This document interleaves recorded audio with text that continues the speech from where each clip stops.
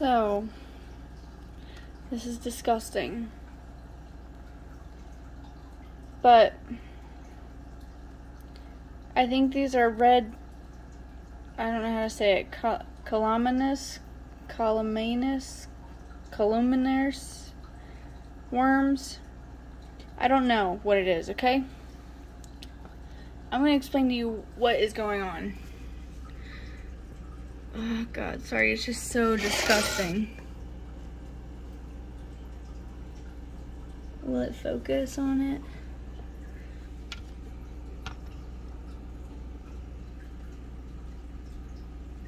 They're red, and they're wrapped around a Java moss, and they're not, I don't think they're moving, I think they're dead.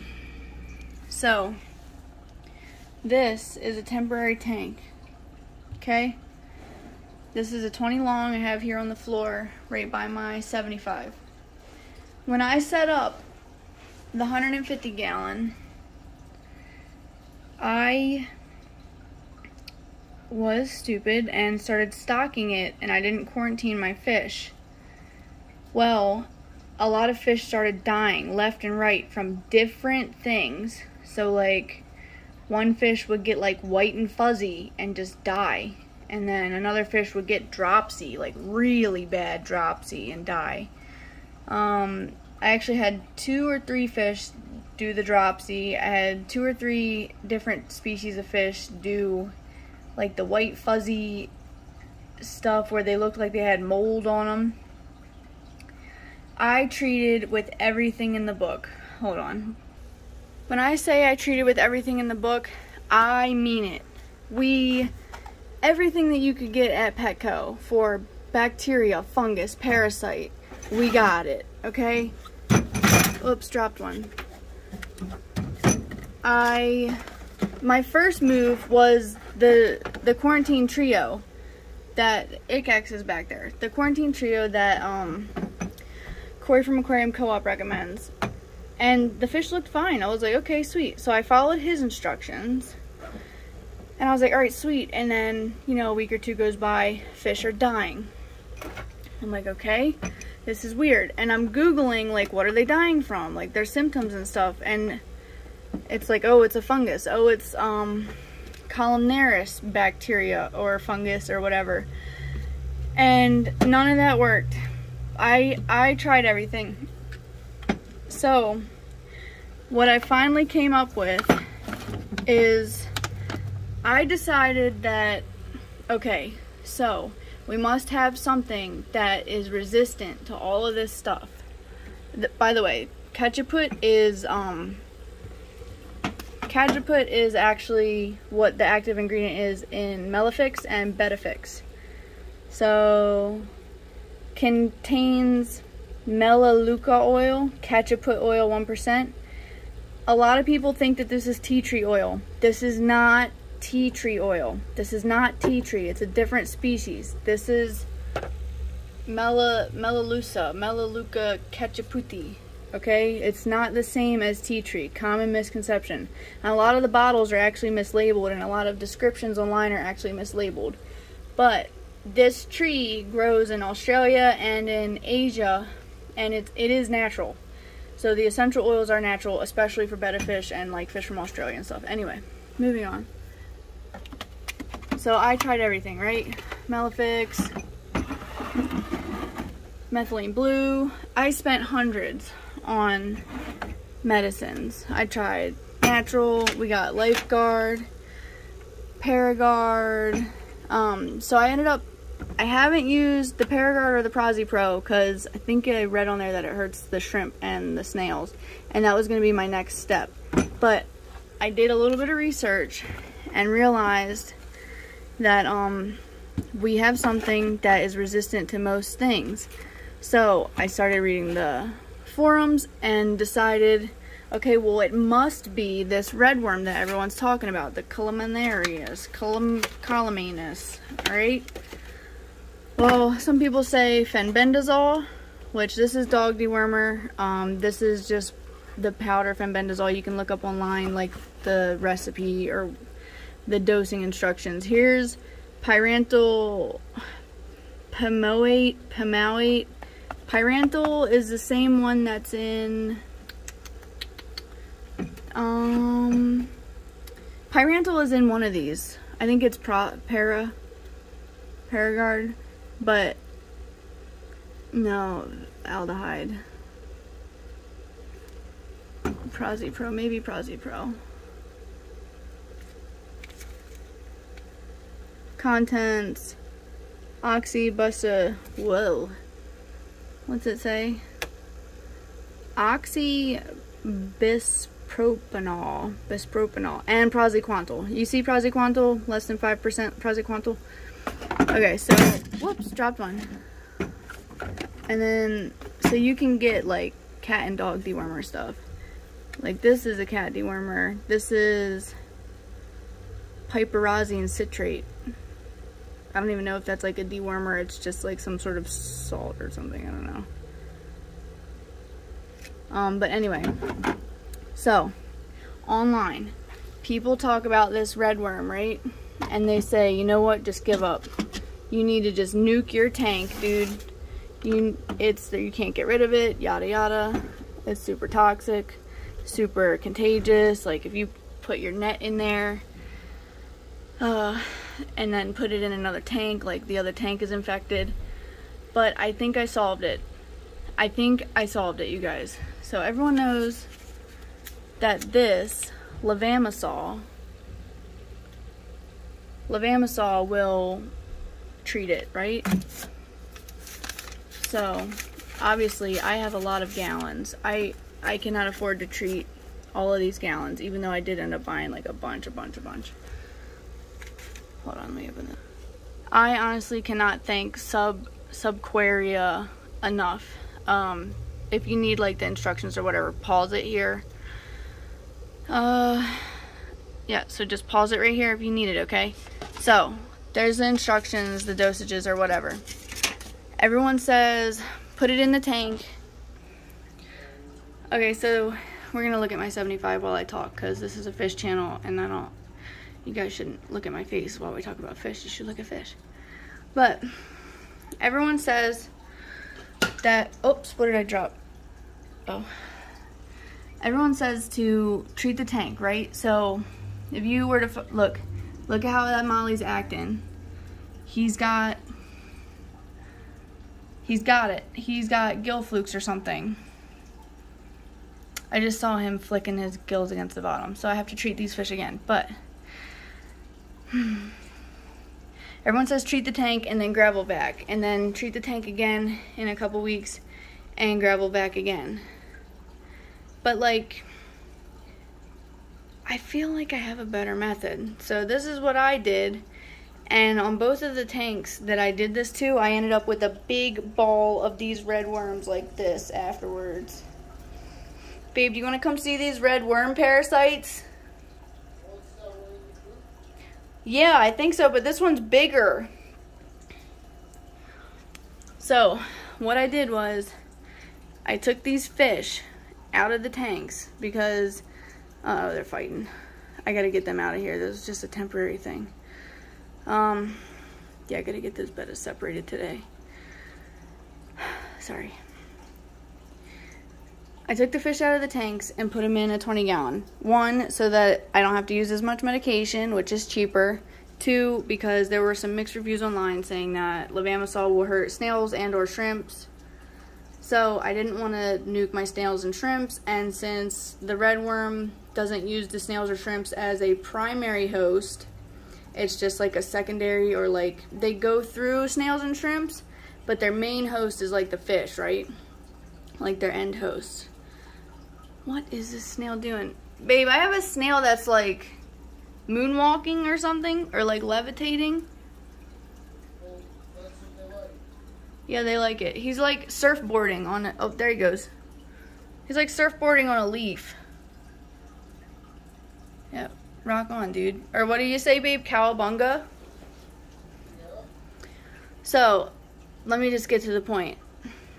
Giant ram's horns. Basically, you take the fish out, right? You put them in a box, right? You dose the box when you dose the box, you follow the dosing instructions for your gallons. This is a 20 long, so I followed the instructions for 20 long. Then you're putting half dosage of Epsom salt, which is, babe, what's Epsom salt? Magnesium something. Salt? No, Epsom salt. It's different than table salt. It's different than the chloride, sodium chloride or whatever. It's different than aquarium salt. Epsom salt, very important. 100% Epsom salt, fragrance free, no essential oils, whatever. Very important. The rule for that one is 1 tablespoon per gallon. But I always worry that leaving the fish in it for too long, I don't know, it just makes me worry. So for 20 gallons, technically you would do 20 tablespoons. But I just did like 10. And I think actually I did 5 in the 20 gallon, to be honest. Because I dosed a 10 gallon downstairs with just 5 tablespoons. And I don't think I put 10 tablespoons in that one. Alright, so you have your levamisole in there. You have your Epsom salt in there. Next, feed the heck out of these guys. I'm talking like we need to cause some serious bowel movements. Right, babe? Right. Yeah. Feed out the worms. Yeah, feed the heck out of them, okay? Like, I mean, crazy. Like, overfeed them. They're gonna get big and fat and plump, okay? They sit in this mixture for 2 hours. Then, remove the fish.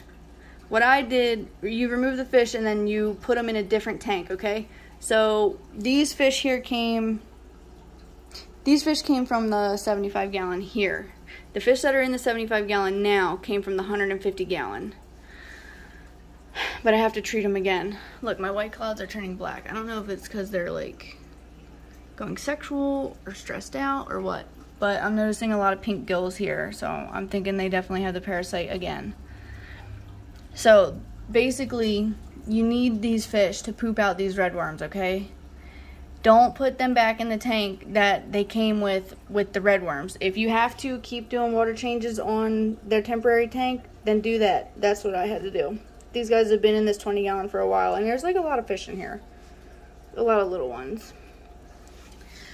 Because what's happening is the parasites are living in the snails, and they're living in the substrate, and they're living in the shrimps, and there's eggs in here, and little larvas, and little secondary and first stages of these parasites. They're not like the full worms yet, but if you put the fish in here, they will catch them again. So, online it said 3 weeks, 3 to 4 weeks for the life cycle of that parasite, and most parasites are similar, 3 to 4 weeks. So, this is the method I'm using for the red worm, and it's actually working pretty well. So, and then I was just now cleaning out this tank, and I'm taking these fish and I'm going to move them on to my tanks outside. So, don't judge me. This is like super temporary. And all this fluffy stuff on the ground was from a package of fish that I got shipped in. And this is the only person that I had issues with their shipping. I was like, can you ship it USPS and have them hold it? And they were like, no, I only do FedEx overnight. And then like sent it with all of this. And then the wind came and blew it all out. Anyway. So what I do is I separate the species. Because I have like mollies, guppies, platies, autosynclus, blah, blah, blah. All these different species. So I'm separating them out the species. Because my plan is to start breeding these guys. There's a bed of fish in each one of these tanks. They're actually doing pretty good. I think this one is guppies. These look like my half-black guppies. And honestly, I don't even know. See, look, he's acting like he's got parasites too. So I don't think it's going as well. But they're also outside. So I don't know. You see how he's flicking himself against the gravel? I don't know if I got all the parasites out. But it at least gave them some relief to where they could survive, okay? So we might have to treat again. So with parasites like this, you might have to do multiple treatments and a lot of water changes. I do like a 80% water change every week on these tanks out here. I don't gravel back. I mean, there's leaves and stuff falling in here. These are just my outdoor tanks, whatever. What does he got? Does he actually have some hanging out of his butt? Or she? So what I do is once I treat them in that tank, I separate them out here by species. I'm actually gonna top off their water today. They have overflows. That's why they're not all the way full, plus the evaporation. And they all have heaters and they all have air stones. So don't freak out. Yeah, so that's basically it. I want to separate my species. And then I ended up buying more levamisole, right? Because I was like, you know what? I'm just going to have to treat all these tanks. I'm just going to have to. And I'm just going to have to keep treating over and over again until they're gone.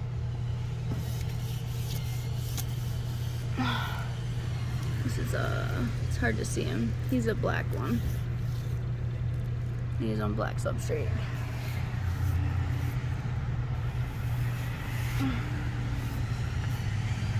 Some guppies. His tail's a little torn up. I think there's also a betta fish in here. I don't know where he's at. You guys might be able to see him on the camera. I can't see him. I'm also not looking too hard. So, just to recap, I know I rambled a lot and I got distracted and started talking about other stuff halfway through. To treat parasites, I think the best way so far that has worked for me is pull your fish out of the main tank, put them in a bare bottom, treat with levamisole, Epsom salt, and overfeed the heck out of them. Let them sit in there for 2 hours and either move the fish on to a new tank that doesn't have the parasite, or do water changes and keep them in there until the main tank ends up killing off all the parasite through their natural life cycle, which is 3 to 4 weeks. If you want, oh, this guy is super pretty. I love him. He's one of those little baby ones I got for $2 at Schmetschmart or Schmetschmo. Super cute. And then there's some high fin platies in here, or swordtails and platies, high fin guys, little orange ones. So cute, super cute. Oh, look at this swordtail baby. I love them. I love little fishies. All right, yeah, yep, I said it. That's it. I remember. Yep, 2 hours. Okay, 2 hours in that stuff, because you don't want these guys. You just don't want them.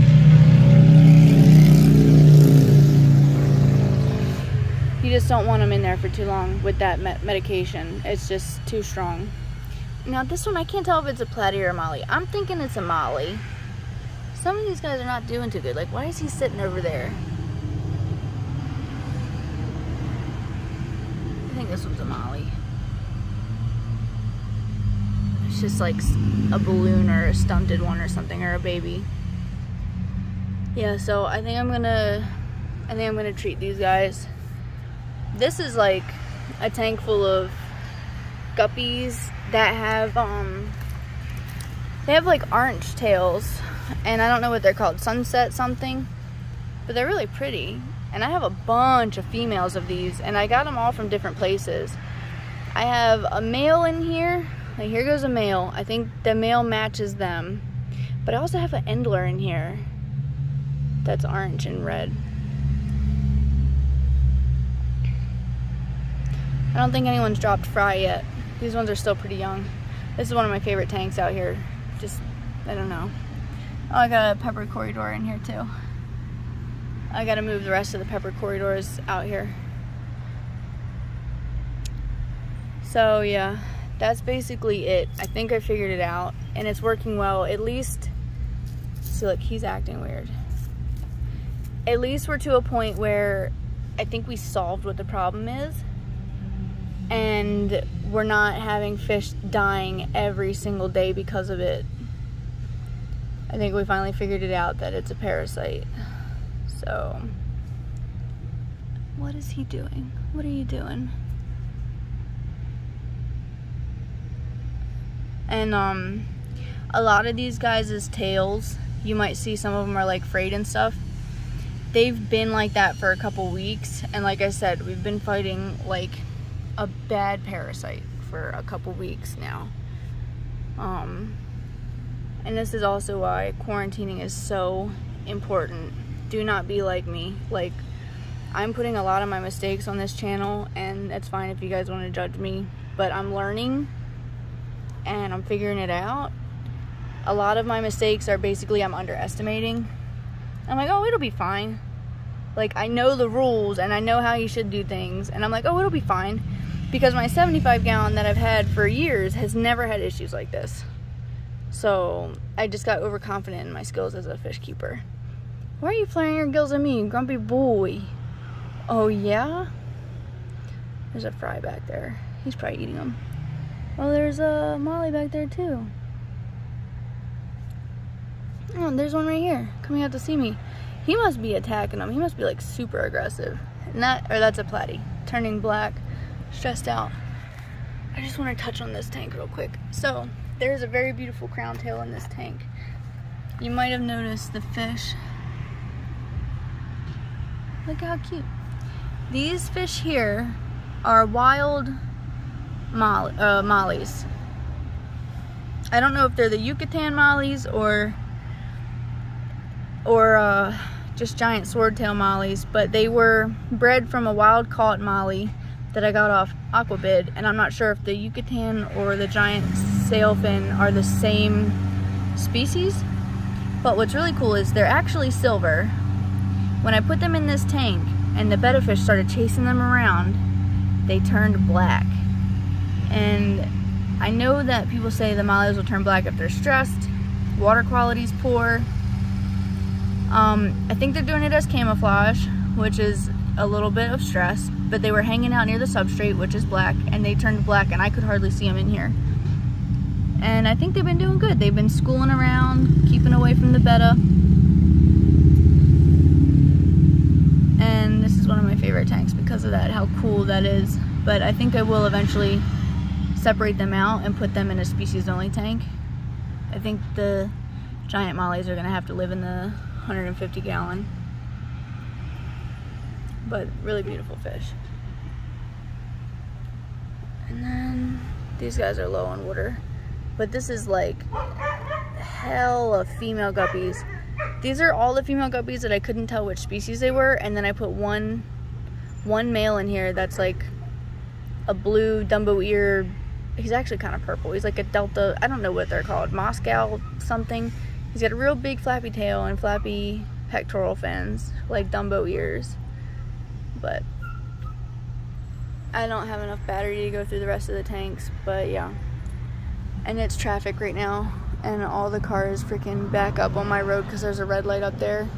And I know they can see all of these tanks, and it's like so embarrassing, but the fish room is almost done. Miex, you want to go see the fish room? We'll come downstairs, let's show them the fish room. Ta-da! It's not any different from the last video I showed you guys. I have to clean the concrete off the wall and touch up the paint around the edge. And then I have to put 1/4 inch plywood or something on these racks, and then start moving tanks in. Right, Max? Yeah. I need to get another shelf, and then we need to move the 150 gallon in. What's wrong, Max?